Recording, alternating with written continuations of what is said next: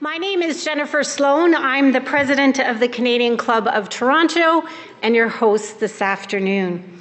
We are incredibly proud of our 118-year history as the leading public affairs podium in the country. And we are proud of our commitment to providing a diverse set of guest speakers who address issues in a way that our ever-quickening pace of life rarely allows. Led by a volunteer board of directors, we are dedicated to encouraging open and accessible debate on issues that matter to Toronto, to Ontario, and to Canada. Through our youth and young leaders programs, civic action diverse city partnerships, accessibility commitments, as well as through our media partnerships and social media properties, we provide opportunities for Canadians around the world to engage with leading political, business, and public figures. Again, thank you for joining our conversation. Now, to kick us off, I'm going to ask the Minister to draw 2 business cards.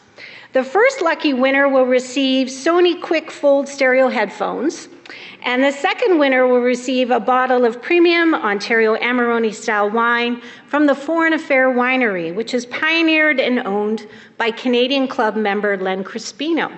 Lynn Chow, our Executive Director of the Club, is going to announce our winners. Lynn. Okay, our first winner is Donna Matten from Insurance Institute. Congratulations, Donna. And our second winner is Brian Klunder from CPP Investment Board. Congratulations. Brian, I know you and I know where you're sitting. Congratulations to both our winners. Now please allow me to introduce your head table. Head table guests, please stand as I recognize you and remain standing till everyone's been introduced. And ladies and gentlemen, please hold your applause till everyone's been welcomed. Andrew Harrison, Regional Managing Partner, Bordner Ladner Gervais LLP. John Capabianco, Senior Vice President and Senior Partner, Public Affairs Lead Americas, Fleshman Hilliard, and a past president of the Canadian Club of Toronto. Michael Bosampra, Innovation Manager, Procter & Gamble, and a 2013-14 Civic Action Diversity Fellow. Terry Campbell, President, Canadian Bankers Association. And our speaker today, Canada's Finance Minister, the Honourable Joe Oliver. Ladies and gentlemen, your head table.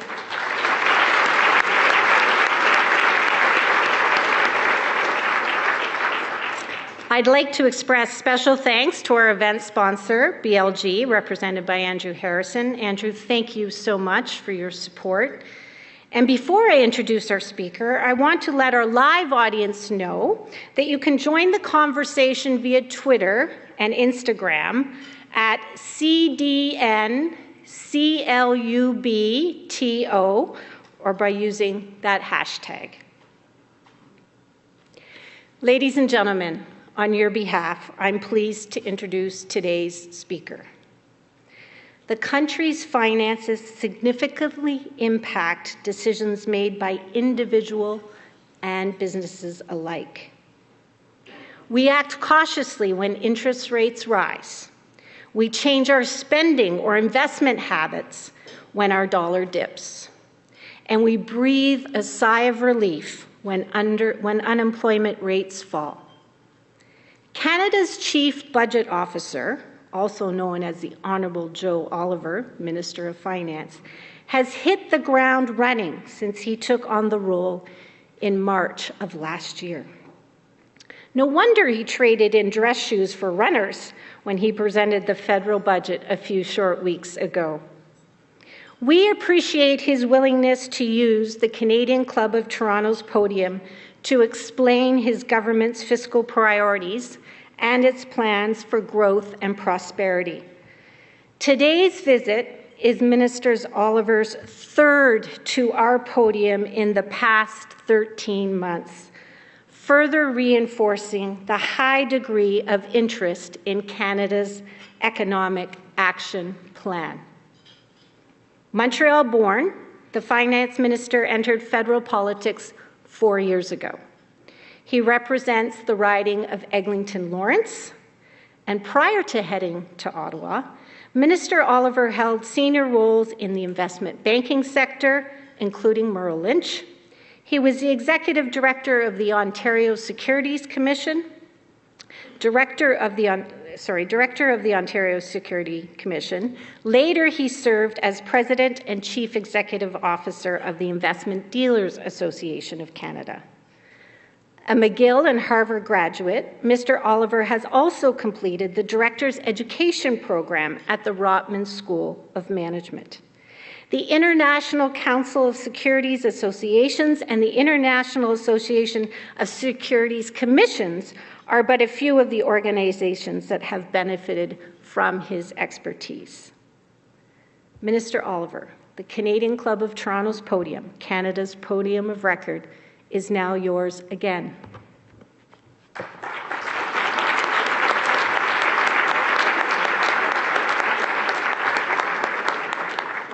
you, Minister. Mike's just going to get a photo of it.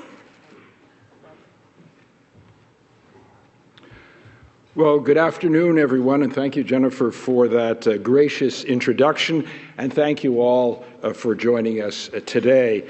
It's a pleasure to be back home after presenting a budget in Ottawa and talking to Canadians about it right across the country and, of course, in Eglinton Lawrence, the wonderful riding I'm honored to represent in Parliament, a riding in the heart of this great city. Great city is an understatement. Hogtown lives on in the philosophy, go big or go home. We have more than 1,600 parks, more than 8,000 restaurants, and more than 6 million disappointed hockey fans. I'm also honored to serve as our government's regional minister for the GTA, and in that role, I often find myself reporting back to Torontonians, including your members and guests. This is Canada's preeminent public affairs podium, which is why a little over a year ago, I came here to deliver my first speech as Minister of Finance. And I think it would be worthwhile to recall what I said then. Ma grande priorité est de favoriser la création d'emplois et de stimuler la croissance partout au Canada. Then as now, my top priority is creating jobs and growth right across the country. Furthermore, I promised Canadians we would balance the budget in 2015, and I told them how we would do it. First, we would not engage in reckless new spending schemes that would lead to increased taxes or higher debt or both. Second, once the budget was balanced, our goal would be to provide tax relief for hardworking Canadians and job-creating businesses. And we would do that while ensuring Canadians that they would continue to receive the services they need. On every count, we have delivered. We created over 1.2 million net new jobs since the depths of the recession, one of the strongest job-creating records in the G7. The overwhelming majority are full-time, private sector, and in high-wage industries. Today, the overall federal tax burden is at its lowest level in more than half a century. Bloomberg has ranked Canada the second most attractive place in the world to do business, and Canada's total government net debt to GDP ratio is less than half the G7 average. That's half. But, in fact, there's more to do. We're moving relentlessly forward to make the greatest country in the world even greater. Last month, I introduced Economic Action Plan 2015, a low-tax plan to create jobs, growth, and long-term prosperity. Il s'agit d'un budget équilibré, autant sur le plan budgétaire que social. Nous prévoyons enregistrer un excédent de 1,4 milliard de dollars cette année, et cet excédent devrait augmenter durant les prochaines années. Promesse faite, promesse tenue. It's a balanced budget, balanced fiscally and balanced socially. This year, we're forecasting a $1.4 billion surplus and growing surpluses thereafter. Promise made, promise kept. It maintains programs but avoids reckless spending and unsustainable long-term structural commitments. Its investments are affordable, pragmatic, and targeted. Promise made, promise kept. And it cuts taxes for families, for seniors, for small businesses, for manufacturers. Promise made, promise kept. I'm here today to tell you more about this budget and some of the wonderful news it contains for the people of Toronto. But first, let me briefly outline why a balanced budget matters. Indeed, why it is essential to our future prosperity. It clears the way for more tax relief. It bolsters our AAA credit rating, keeps interest payments down, and inspires greater consumer and investor confidence. It protects our unprecedented investments in health care and in education. It strengthens our ability to respond to the unavoidable and unexpected in an unstable world. And it complies with the moral imperative of not saddling our children and our grandchildren with our debt. This is the responsible way forward for Canada, one we intend to enshrine in balanced budget legislation. The only acceptable deficit would be one due to a recession or extraordinary circumstance, like a war or a natural disaster.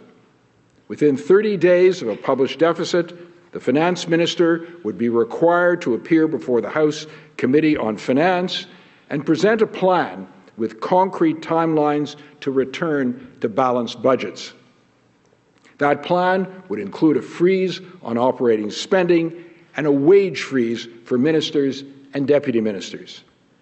If a finance minister posts a deficit outside these extraordinary circumstances, an automatic operating freeze would go into effect and salaries of ministers and deputy ministers would be reduced by 5%. We're not outlawing deficits, we are discouraging them. We're making sure that a government that acts irresponsibly is held to account financially and politically. Friends, with this balanced budget, we are empowered. Empowered to cut taxes, empowered to make targeted investments that will create jobs and make life better for Canadians. So let me tell you how this budget does exactly that. And I'll touch on three areas. First, helping families and communities prosper. Second, protecting Canadians at home and abroad. And third, creating jobs and growth by supporting businesses, creating innovation, and investing in infrastructure. So let's begin with families, the bedrock of our country. Helping families starts with a philosophy.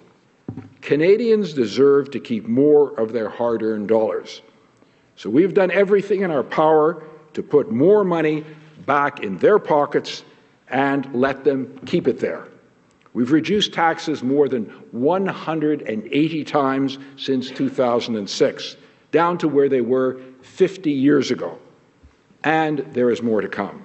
For families, we have rolled out an expanded universal childcare benefit, introduced the family tax cut, introduced and increased the child care expense deduction limits, and doubled the children's fitness tax credit. Because of what we have done, the typical two-earner family of four is better off by $6,600 this year. Now, I understand there's some people who like paying taxes so much they think they should not pay less. Well, I have good news and bad news for them. The good news is they can make a donation to the Government of Canada by writing a check to the Receiver General. The bad news is it's tax deductible. You got it. Back on planet Earth, you should know that in addition to saving Canadians money, we are making it easier for them to save. We've almost doubled the annual contribution limit of tax-free savings accounts from $5,500 to $10,000. The TFSA is highly popular. 11 million Canadians use TFSAs to save for what matters to them: buying a first home, financing their kids' education, and preparing for retirement. You may have heard from the opposition parties that TFSAs are mainly benefiting the rich. This is simply not true. The large majority of TFSAs benefit low and middle-income Canadians and seniors. 3/4 of contributors earn less than $75,000 a year. 60% of those who maxed out on their contributions last year earned less than $60,000 annually. Now, you may have also heard that by 2080, or 65 years from now, a lot of money will be lost to government, which is somehow a bad thing. Well, that is also untrue. Money government fails to wrestle from taxpayers is not lost to the economy. To the contrary, money that stays in the private sector can be used by Canadians to save, invest, and spend. That is good for the economy and socially desirable. Furthermore, it is estimated that every dollar raised by the government is not just a dollar lost to the economy, but closer to $1.25 to $1.50 due to inefficiencies. So I was frankly amazed that both opposition parties promised to roll back the powerful opportunity for Canadians to save. That promise constitutes a direct assault on the middle class and seniors. TFSAs are highly popular among seniors, and the budget goes further in helping them enjoy their golden years. It reduces the minimum withdrawal requirements for registered retirement income funds, or RRIFs. This is important because it means seniors can preserve more of their retirement savings for future needs. We're also helping seniors and persons with disabilities live longer in their own homes. Budget 2015 launched a new home accessibility tax credit, up to $1,500 in tax savings per year to help make homes safer and more accessible. The budget also helps those taking care of a sick and dying loved one. Under the current system, Canadians can access compassionate care employment insurance benefits for 6 weeks. Very soon, they will be able to access benefits for 26 weeks. We believe in helping those who need help the most when they need it the most. The budget also includes another investment in helping seniors live longer, happier, and healthier lives. As Canada's population ages, age-related cognitive impairment is becoming more prevalent. The burden on families is hard, and it's growing. And that's why we're investing $42 million over 5 years with Toronto's Baycrest Health Science to support the establishment of the Canadian Centre for Aging and Brain Health Innovation. This funding will go to research and development of new products and services to help with brain health and aging. It will be cutting-edge, world-class, and it's happening right here in this great city. We're also taking new action to support charities. They are in the front lines of pressing social changes, lifting up those who need our help the most. There's no strong Canada without strong charities. And I'm proud to say our record of support for charities is strong. Because of our Conservative government, donations of publicly listed securities and ecological gifts have been exempted from capital gains tax. The first-time donors' super credit is available on cash donations of up to $10,000 made before 2018. And charities are benefiting from credit card fee reductions. Economic Action Plan 2015 goes further. It exempts individual and corporate donors from tax on the sale of private shares or real estate. to an arm's-length party, provided the proceeds are donated within 30 days. We expect this will encourage generous and public-spirited Canadians to make transformative gifts to research, healthcare, social services, and arts and culture, and to do that right across the country. In this connection, I want to congratulate Don Johnson and thank him for being a tireless and eloquent advocate for this important initiative. The budget also expands charities' abilities to make long-term investments by allowing them to invest in limited partnerships. This means diversified investment portfolios and stronger charities. Many limited partnerships are also used to structure social impact investments. This reform means charities will have a new avenue for innovative approaches that solve pressing social and economic problems. Stronger charities, support for seniors, tax cuts for families, these are the building blocks for prosperity. But we cannot enjoy that prosperity if we are not safe. In peacetime, it is sometimes forgotten that there is no government obligation greater than protecting its people and the sovereignty of its country.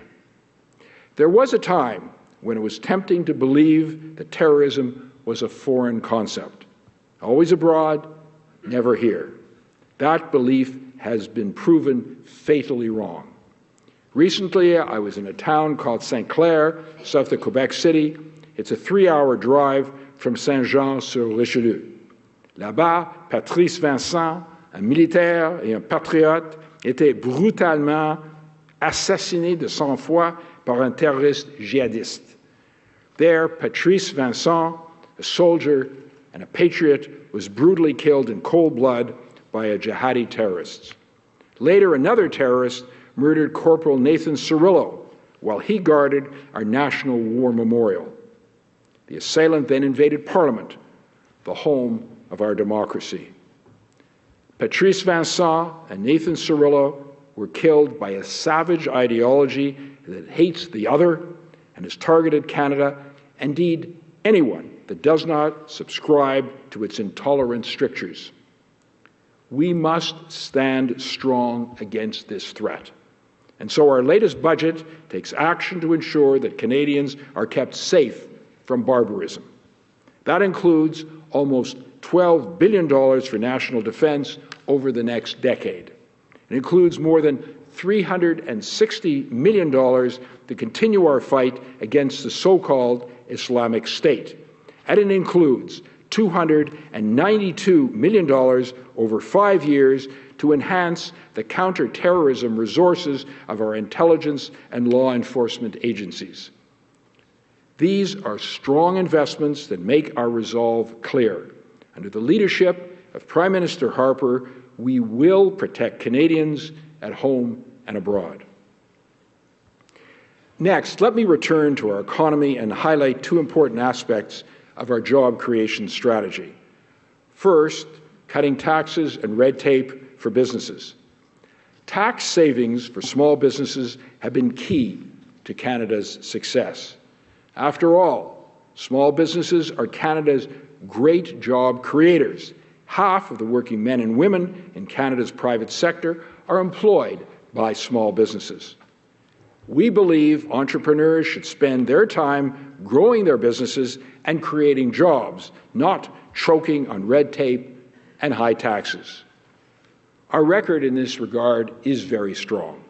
We cut the small business tax rate to 11% and increased the amount of annual income eligible for this lower rate from $300,000 to $500,000. We increased the lifetime capital gains exemption, a measure delivering over $1 billion of federal tax relief annually to small business owners and owners of farm and fishing businesses. We cut EI premiums by introducing the Small Business Job Credit. This credit alone is saving small businesses more than $500 million over 2 years. Economic Action Plan 2015 goes even further. The Canadian Federation of Independent Business called it a terrific budget for small business. No wonder. It is cutting the small business tax rate to 9% by 2019.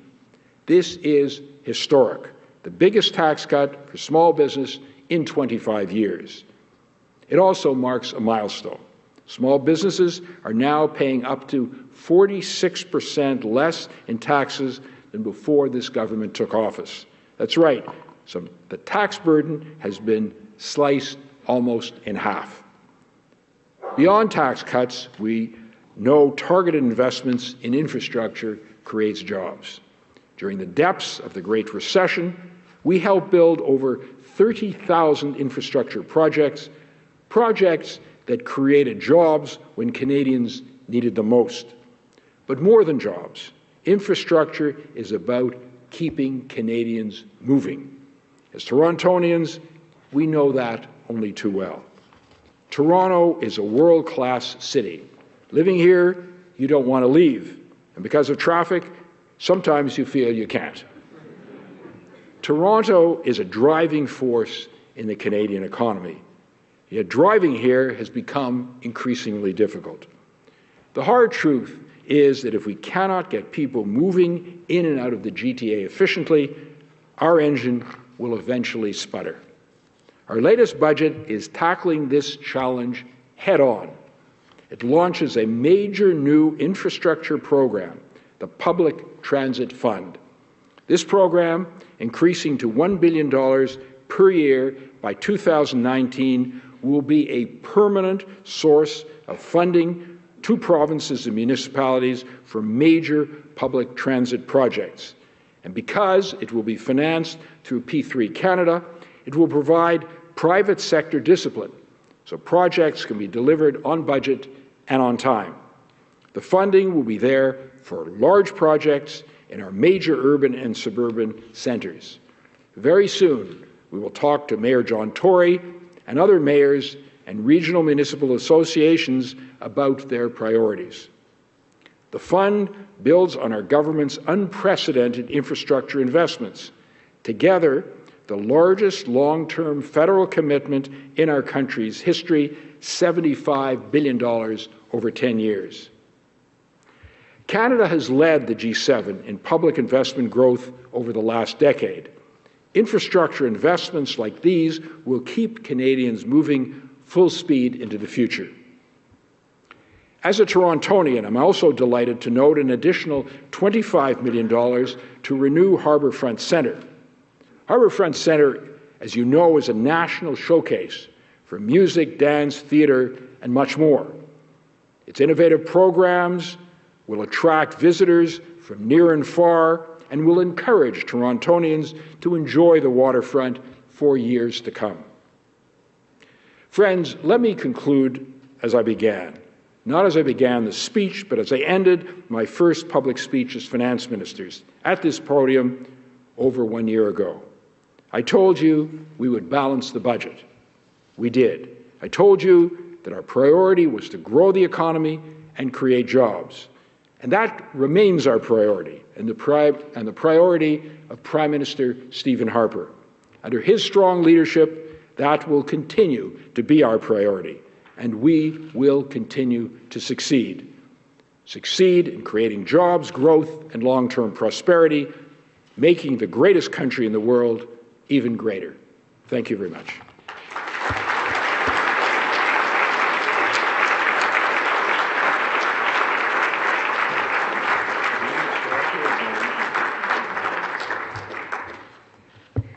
Minister Oliver, on behalf of the Canadian Club of Toronto, I'd like to thank you for providing details of your government's ambitious plans to continue investing in the growth and development of our economy. We hope that the measures that you've outlined will go a long way to stimulating investment, innovation, and jobs. As you outlined, balancing Canada's budget takes hard work. Hard choices and decisions need to be made, and you are making those tough decisions and choices. We appreciate that you take the time to travel across the country to explain your fiscal policies and how they will contribute to our economic vitality in a global financial environment that continues to be fragile. Minister Oliver, our podium is always available to you. We wish you continued success as you work on our behalf in the important and challenging role of Canada's Finance Minister. Thank you again for being with us.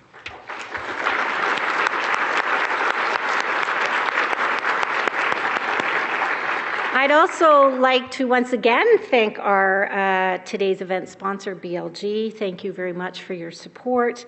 And now, before I adjourn for lunch, I'd like to tell you about some of our upcoming events. On Thursday of this week, May 7th, the Honourable Reza Moridi, Ontario's Minister of Training, Colleges and Universities, will be with us to outline ways to drive quality in our post-secondary and skills training landscape. And on May 11th, we will be joined by the leader of the Liberal Party of Canada, Justin Trudeau, who will discuss fairness and growth for the middle class. For a full listing of the club's upcoming events and to order tickets, please visit us at our website, canadianclub.org. And I'd finally like to draw your attention to the events survey card on each of your tables. The Canadian Club is always looking for ways to improve your experience, so please take a minute to help us by sharing your thoughts and comments, including whether you've liked this season's new shortened luncheon format. Your feedback is very much appreciated. This concludes our television programming, which will be broadcast on Rogers TV in the days to come. We're grateful to Rogers TV and 680 News for their continuing promotion of Canadian Club events. I'd also like to invite you to visit the Canadian Club website to download a webcast and podcast of today's speech. And now, ladies and gentlemen, please rise as you are able and join me in a toast to Canada. To Canada. Thank you for being an attentive and engaging audience this afternoon. Enjoy your lunch.